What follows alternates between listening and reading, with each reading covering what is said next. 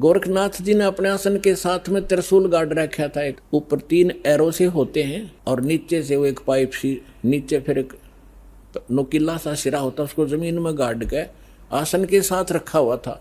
6-7 foot ऊंचा त्रिशूल। गोरखनाथ जी ने कहा कि यदि तू मेरे साथ वार्ता करना चाहता है कबीर जी, तो आइए मेरे समान आसन में आ जाइए। नाथ जी वहां से उठे जमीन से और त्रिशूल के ऊपर जाकर विराजमान हो गए। हाँ, ये देखिएगा, ये त्रिशूल पर बैठे हैं। फिर परमात्मा ने क्या लीला की कि कबीर जी ने कहा कि गोरखनाथ जी, आपकी और हमारी बात ज्ञान चर्चा की थी, गोष्ठीकरण की थी।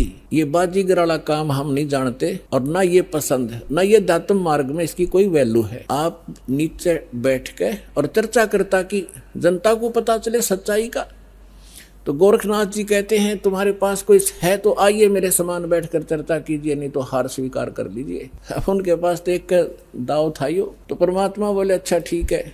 वह कुकड़ी निकाली जेब मत, वह रील धागे की, और एक सिरा पकड़ लिया और उसको ऐसे छटक दिया परमात्मा ने।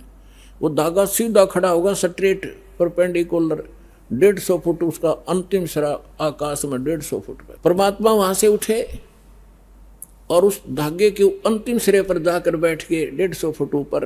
अब गोरखनाथ जी से कहा कि नाथ जी आइए, राजा मेरे बराबर में बैठ कर चर्चा कराएंगे, यहाँ आ जाइए। उस परमात्मा ने उसकी सारी सिद्धि कैंसिल कर दी।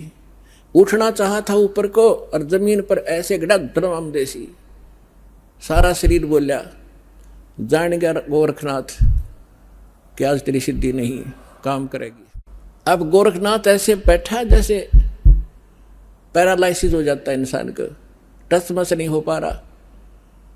तब गोरखनाथ जी ने कहा कि आ जाओ कबीर जी, नीचे आ जाओ, अब मैं समझ गया आपको, अब चर्चा करेंगे।